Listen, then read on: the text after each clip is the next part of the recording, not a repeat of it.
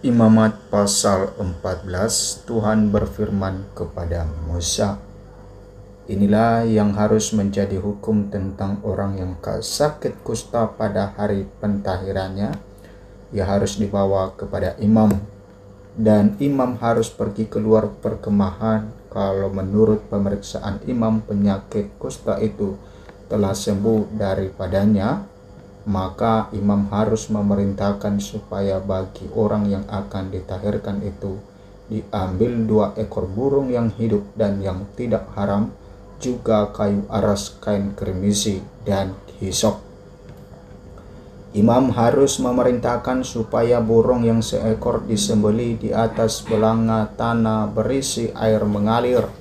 Tetapi burung yang masih hidup haruslah diambilnya bersama-sama dengan kayu aras, kain kirmisi, dan hisop. Lalu bersama-sama dengan burung itu, semuanya harus dicelupkannya ke dalam darah burung yang sudah disembelih di atas air mengalir itu. Kemudian ia harus memercik 7 kali kepada orang yang akan ditahirkan dari kusta itu, dan dengan demikian mentahirkan dia. Lalu burung yang hidup itu haruslah dilepaskan ke padang. Orang yang akan ditahirkan itu haruslah mencuci pakaiannya, mencukur seluruh rambutnya, dan membasuh tubuhnya dengan air, maka ia menjadi tahir. Sesudah itu ia boleh masuk ke dalam perkemahan, tetapi harus tinggal di luar kemahnya sendiri 7 hari lamanya.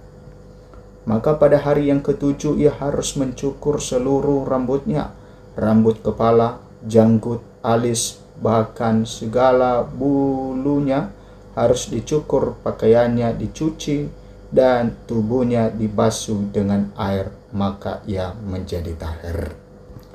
Pada hari yang ke-8 ia harus mengambil 2 ekor domba jantan yang tidak bercela, dan 1 ekor domba betina berumur setahun yang tidak bercela, dan 3/10 efa tepung yang terbaik diolah dengan minyak sebagai korban sajian, serta 1 log minyak. Imam yang melakukan pentahiran itu harus menempatkan orang yang akan ditahirkan bersama-sama dengan persembahannya di hadapan Tuhan di depan pintu kemah pertemuan. Dan ia harus mengambil domba jantan yang 1 ekor dan mempersembahkannya sebagai tebusan salah bersama-sama dengan minyak yang 1 log itu. Dan ia harus mempersembahkan sebagai persembahan unjukan di hadapan Tuhan. Domba jantan itu harus disembelihnya di tempat orang mengambil korban penghapus dosa dan korban bakaran di tempat kudus, karena korban penebus salah, begitu juga korban penghapus dosa adalah bagian imam, itulah bagian maha kudus. Imam harus mengambil sedikit dari darah tebusan salah itu, dan ia harus membubuhnya pada cuping telinga kanan dari orang yang akan ditahirkan, dan pada ibu jari tangan kanan, dan pada ibu jari kaki kanannya.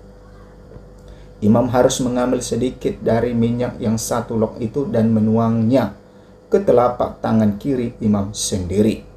Ia harus mencelupkan jari kanannya ke dalam minyak yang di telapak tangan kirinya itu, dan sedikit dari minyak itu haruslah dipercikkannya dengan jarinya 7 kali di hadapan Tuhan.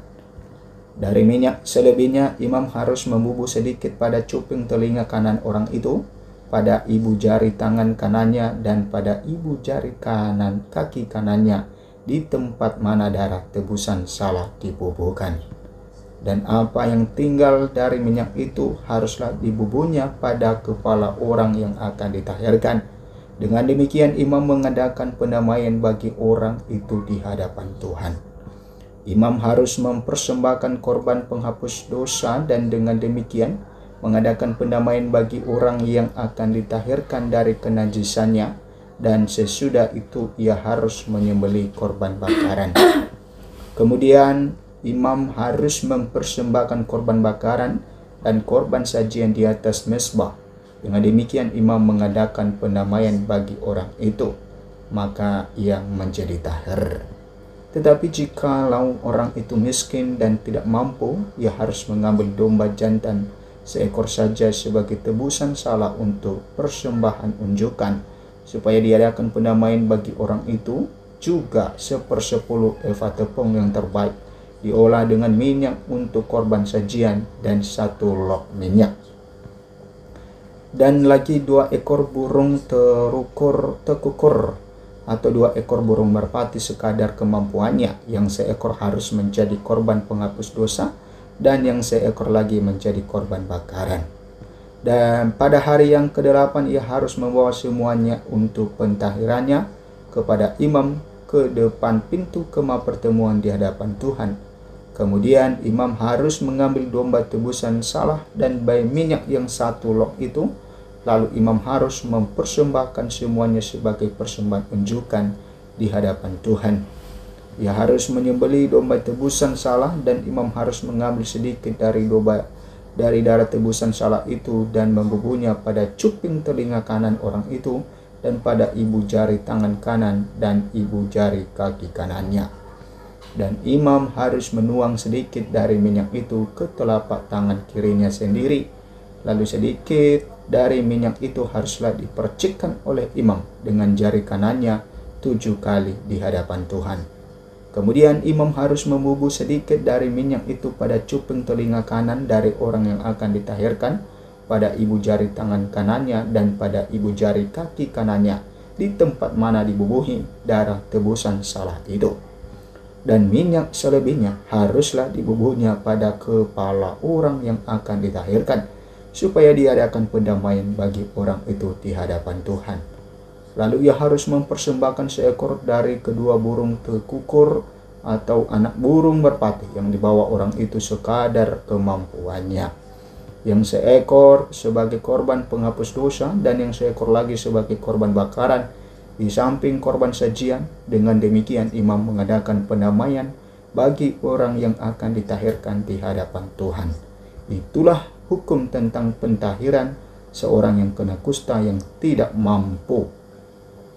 Tuhan berfirman kepada Musa dan Harun, apabila kamu masuk ke tanah Kanaan yang akan kuberikan kepadamu menjadi milikmu, dan aku mendatangkan tanda kusta di sebuah rumah di negeri milikmu itu, maka pemilik rumah itu harus datang memberitahukannya kepada imam, ada kelihatan seperti tanda kusta di rumahku.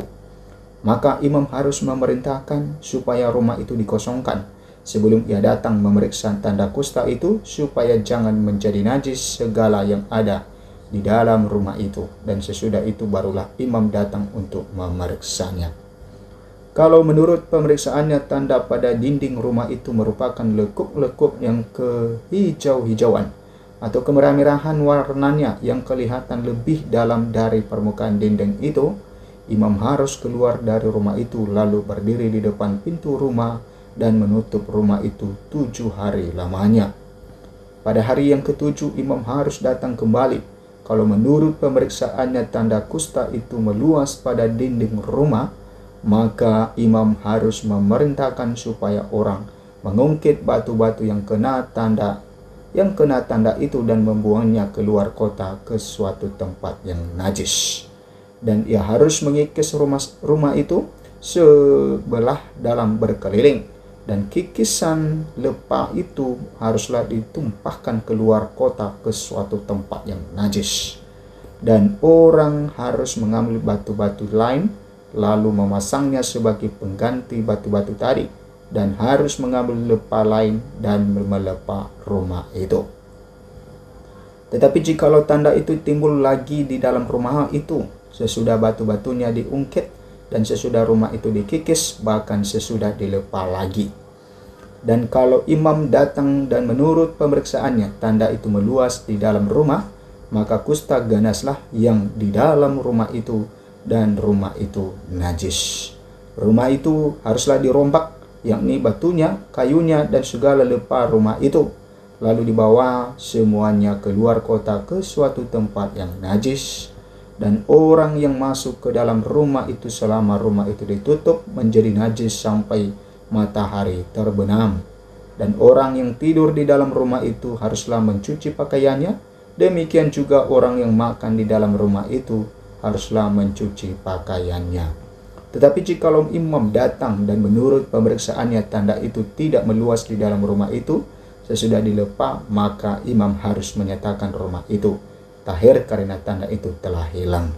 Kemudian untuk menyucikan rumah itu, haruslah ia mengambil 2 ekor burung kayu aras, kain kirmisi, dan hisop. Burung yang seekor haruslah disembelihnya di atas belanga tanah berisi air mengalir. Lalu ia harus mengambil kayu aras dan hisop, kain kirmisi, dan burung yang masih hidup itu, dan mencelupkan semuanya ke dalam darah burung yang sudah disembelih dan ke dalam air mengalir itu. Kemudian ia harus memercik kepada rumah itu 7 kali.